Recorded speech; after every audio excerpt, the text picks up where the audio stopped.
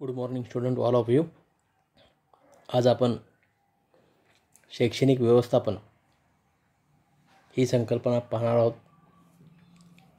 मागच्या तासिकेत आपण व्यवस्थापनाची मूलतत्व आणि व्यवस्थापन म्हणजे काय, व्यवस्थापनाची संकल्पना ही मागच्या तासिकेत आपण पाहिलेली होती. आज आपण या प्रकरणातील शैक्षणिक व्यवस्थापन ही संकल्पना पाहणार आहोत. विद्यार्थी मित्रांनो, आपण व्यवस्थापनाची संकल्पना अभ्यासलेली आहे. व्यवस्थापनाची संकल्पना ज्यावेळी शिक्षण क्षेत्रामध्ये लागू होते तेव्हा त्यास शैक्षणिक व्यवस्थापन असे म्हणतात. म्हणजे शैक्षणिक क्षेत्रामध्ये देखील व्यवस्थापन आवश्यक ठरतं. व्यवस्थापन प्रत्येक क्षेत्राला आता गरजेचं आणि निगडीचं झालेलं आहे. तसंच शिक्षण क्षेत्रामध्येही व्यवस्थापनाला महत्त्व आहे. व्यवस्थापन महत्त्वाचं ठरतं. शिक्षणाच्या माध्यमातून देशाचा जबाबदार नागरिक घडवला जातो. शालेय उपक्रम, भौतिक साधन संपत्ती व मूल्यमापन यांचा समावेश शैक्षणिक व्यवस्थापनामध्ये होतो. व्यवस्थापनाला इंग्रजीमध्ये मॅनेजमेंट म्हणतात. एज्युकेशन मॅनेजमेंट हा अत्यंत महत्त्वाचा भाग आहे असं आपल्याला म्हणावं लागेल. कुठल्याही कार्यामध्ये यशस्वी व्हायचं असेल तर त्यासाठी व्यवस्थापन म्हणजे चांगलं मॅनेजमेंट गरजेचं आहे. मग ते कुठलंही क्षेत्र असेल त्यासारखंच शिक्षण क्षेत्रामध्येही व्यवस्थापन हे आवश्यक आहे. आणि ज्या ठिकाणी व्यवस्थापनामध्ये सुधारणा आहे त्या ठिकाणचं शिक्षण हे चांगलं आहे असं मानलं जातं आणि त्या ठिकाणचं शिक्षण हे चांगलं ठरतं. यामध्ये ज्या पद्धतीनं सर्व क्षेत्रामध्ये त्याची गरज आहे त्या पद्धतीनं शिक्षण क्षेत्रामध्येही व्यवस्थापनाला फार महत्त्व प्राप्त झालेलं आहे. एक देशाचा सुजाण नागरिक निर्माण करण्याचं काम शिक्षण करतं. एक चांगला नागरिक घडवण्याचं काम शिक्षण करतं. आणि मग या शिक्षणामध्ये व्यवस्थापन जर चांगलं असेल तर त्या ठिकाणी ते शिक्षण चांगलं ठरतं. यामध्ये शैक्षणिक व्यवस्थापनाचा अर्थ आपल्याला पाहणं गरजेचं आहे. त्याचा अर्थ आणि स्वरूप आपल्याला पाहायचं आहे. विद्यार्थी मित्रांनो, शैक्षणिक व्यवस्थापन म्हणजे काय ही संकल्पना आता तुम्हाला स्पष्ट झाल्यानंतर त्याचा अर्थ समजतो.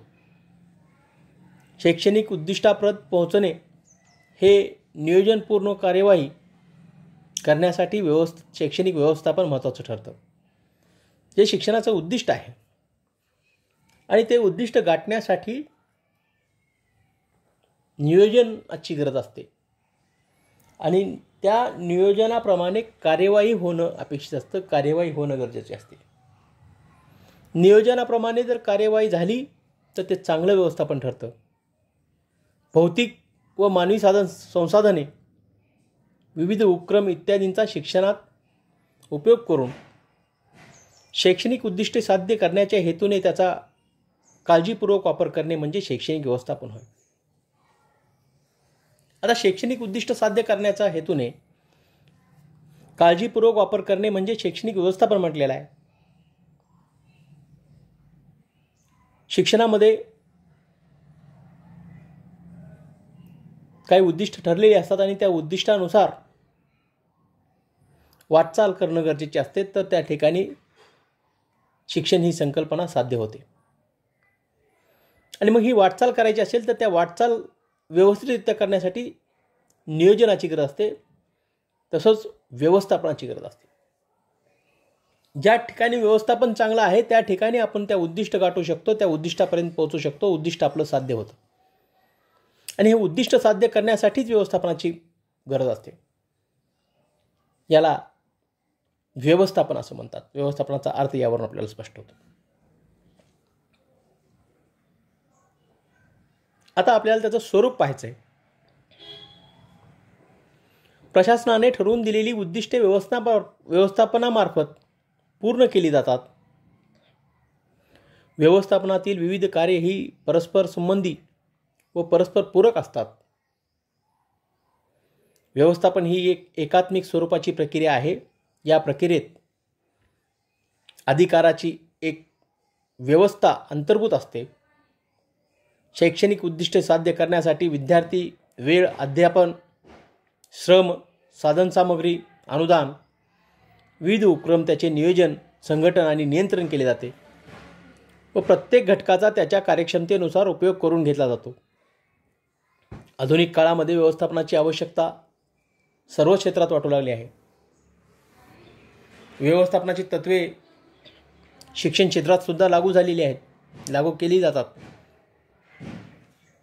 शैक्षणिक व्यवस्थापनामध्ये नियोजन, संघटन, संचालन, अभिप्रेरण, नेतृत्व, संदेशवहन, निर्णय, नियंत्रण इत्यादी घटकांचा समावेश होतो. एक चांगला प्रशासक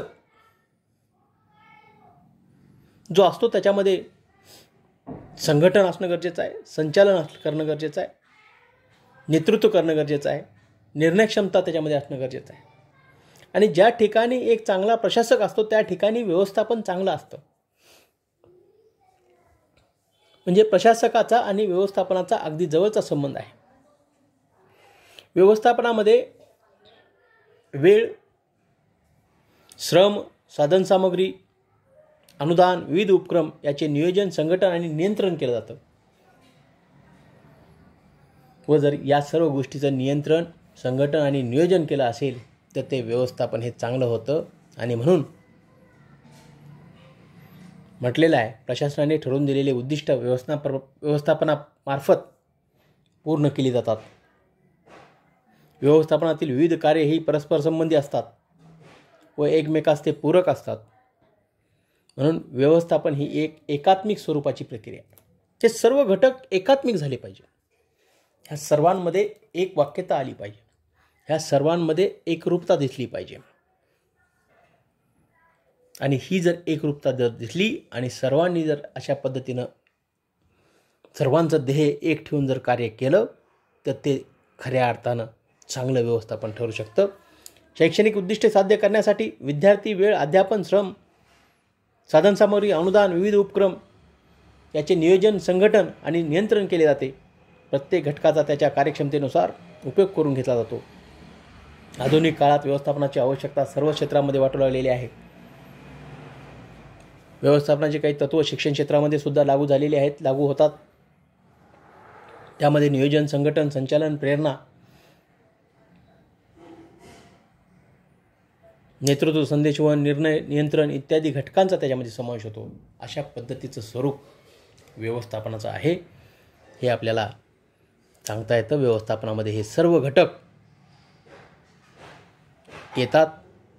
या सर्व घटकांचा समावेश व्यवस्थापनामध्ये होतो. अशा पद्धतीचं व्यापक स्वरूप व्यवस्थापन या घटकाचं आहे.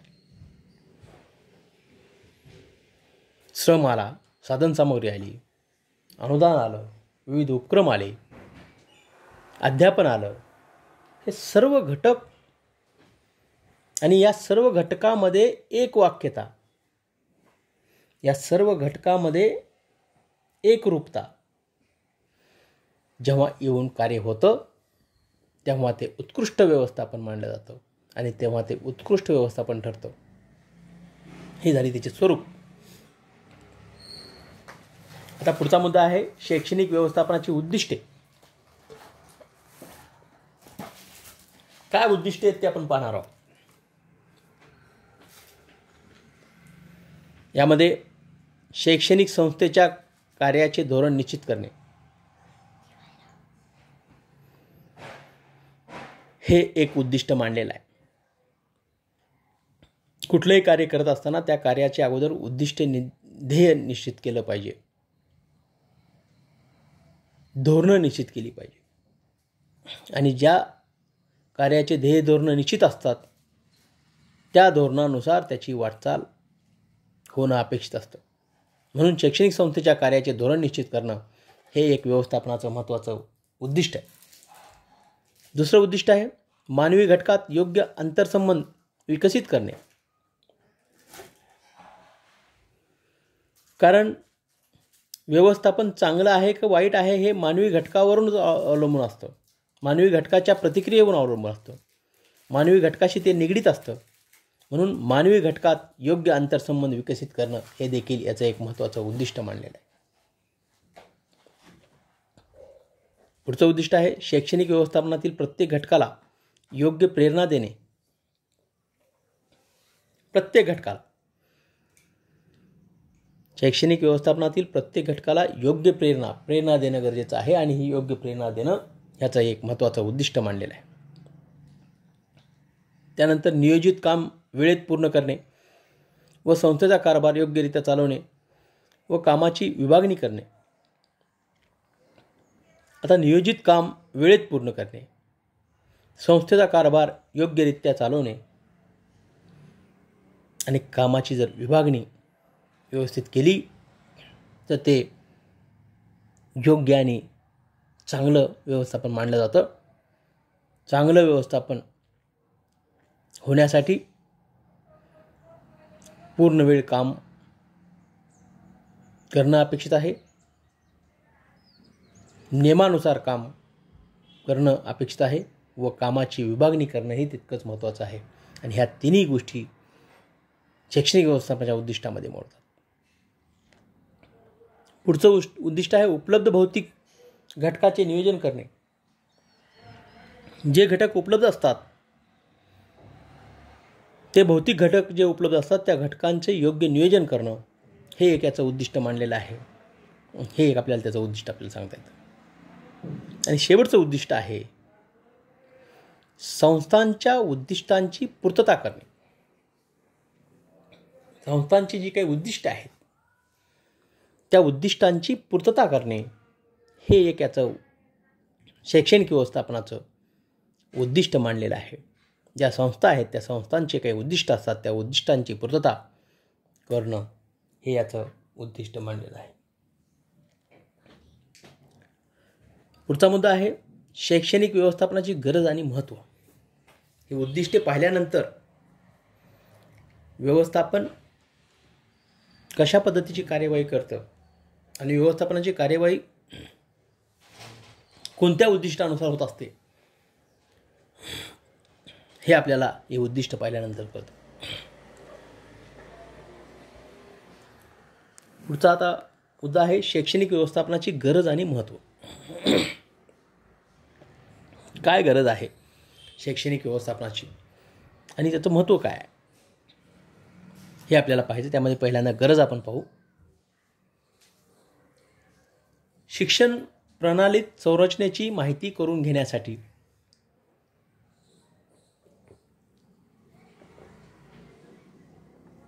त्याचबरोबर बघा शिक्षण प्रणालीतील संरचनाची माहिती करून घेण्यासाठी हे गरजेचं आहे.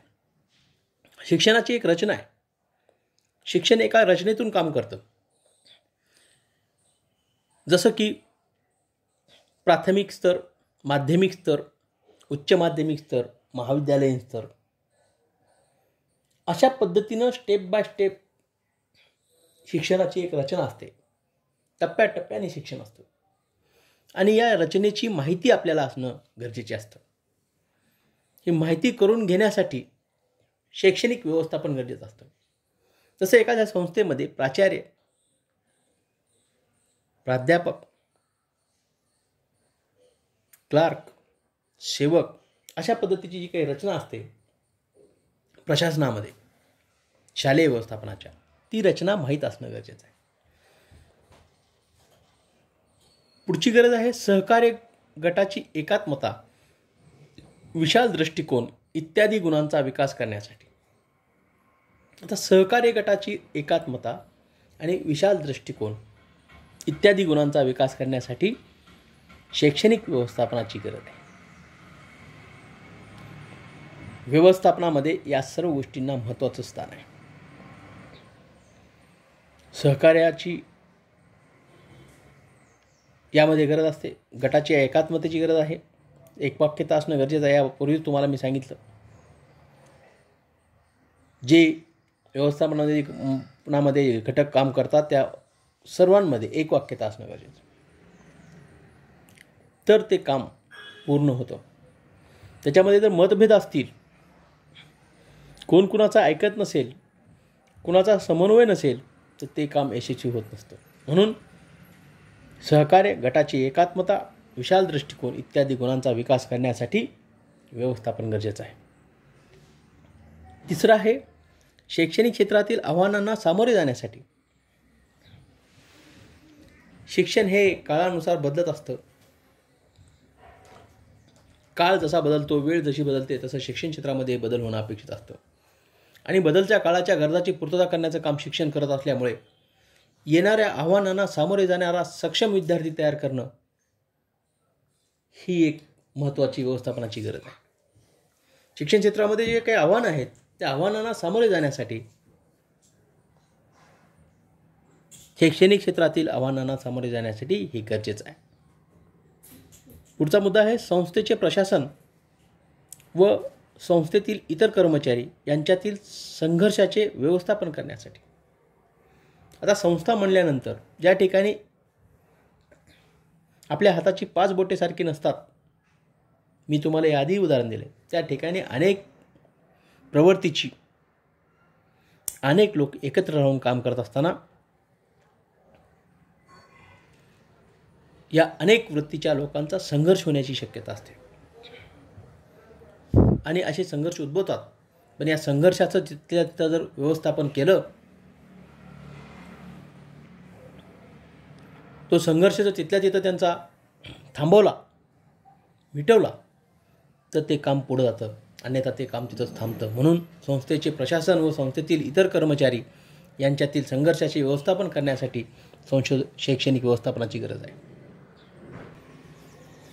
शिक्षणाची ध्येय व त्याच्या पूर्ततेसाठी, शिक्षणाची ध्येय ठरवलेली असतात, ध्येय जी मांडलेली असतात, त्या शिक्षणाचे ध्येय व त्याच्या पूर्ततेसाठी व्यवस्थापन गरजेचं आहे. व्यवस्थापन जर चांगलं असेल तर शिक्षणाचे ध्येय आपण गाठू शकतो आणि त्या ध्येयापर्यंत जाण्यासाठी लागणारी पूर्तता आपण करू शकतो. म्हणून हे एक गरजेचं आहे. त्यानंतर वैयक्तिक अधिकार व कर्तव्याची अंमलबजावणी करण्यासाठी, यामध्ये जे काही अधिकार दिलेले असतात व्यवस्थापनाने, ते अधिकार, त्या अधिकाराचा वापर राहून, त्या अधिकाराचा वापर करून कर्तव्याची अंमलबजावणी करणे गरजेचे असते. आणि हे अंमलबजावणी आणि अधिकार योग्य रीतीने चालतात, पार पाडतात का नाही, हे पाहण्याचं काम व्यवस्थापन करतं. म्हणून व्यवस्थापनाला याची गरज आहे. अशा पद्धतीनं शैक्षणिक व्यवस्थापनाची गरज काय आहे हे 5-6 मुद्द्यावर आपल्या लक्षात येतं. आता शैक्षणिक व्यवस्थापनाचं महत्त्व काय आहे हे आपल्याला पाहायचं आहे. यामध्ये पहिल्यांदा सांगितलेलं आहे, शिक्षणाची ध्येय धोरणे निश्चित करून मानवी व भौतिक संसाधनाचे व उपक्रमाचे नियोजन करता येते. आता बघा, जी काही शिक्षणाची ध्येय धोरणे आहेत, ती ध्येय धोरणे निश्चित करून मानवी भौतिक संसाधनाचा व उपक्रमाचे त्यामध्ये नियोजन या माध्यमातून करता येते. हे एक त्याचं महत्त्व आपल्याला सांगता येईल. दुसरं दिलेलं आहे, यामुळे शैक्षणिक संस्थेत आर्थिक व भौतिक सुविधा पुरवल्या जातात व त्याची निगा राखण्याची जाणीव निर्माण केली जाते. त्या ठिकाणच्या कर्मचाऱ्यांना, त्या ठिकाणी काम करणाऱ्या वर्गाला जे काही लागणारं आर्थिक सहाय्य आहे, जे काही लागणारी भौतिक सुविधा आहे, त्या सुविधाची पूर्तता या माध्यमातून व्यवस्थापनाकडून केली जात असते. आणि ती केलेली साधनांची पूर्तता, त्या साधनांची निगा राखण्याची जाणीव देखील त्यांच्यामध्ये निर्माण केली जाते. हे देखील एक महत्त्व त्या ठिकाणी व्यवस्थापनाचं असतं. व्यवस्थापन हे देखील भूमिका पार पाडतं, म्हणून हे महत्त्वाची भूमिका. तिसरं महत्त्व आहे, मानवी घटकांची निवड, नियुक्ती व विकास यासाठी उपयुक्त ठरते. जे काही व्यवस्थापनाच्या माध्यमातून मानवी घटक उपलब्ध केला जातो, त्या घटकाची नियुक्ती करणं, त्या घटकाची निवड करणं व विकासासाठी उपयुक्त असणाऱ्या घटकांची उपलब्धता करून त्या घटकाचा विकास करणं, यासाठी व्यवस्थापन गरजेचं आहे. यासाठी व्यवस्थापनाचं महत्त्व आहे. ज्या कामासाठी लागणारा मानवी घटक आहे, या घटकाची निवड करणे, त्याची नियुक्ती करणे व त्याचा विकास करणे, यासाठी हे महत्त्वाचं ठरतं. पुढचा मुद्दा आहे अध्यापन पद्धती, अभ्यासक्रम, पाठ्यपुस्तके, अध्यापन विषय, वेळापत्रक, अभ्यासपूरक उपक्रम, मूल्यमापन इत्यादीमध्ये योग्य त्या सुधारणा सुचवता येतात. मॅनेजमेंटला ह्या सर्व गोष्टीकडे लक्ष द्यावं लागतं.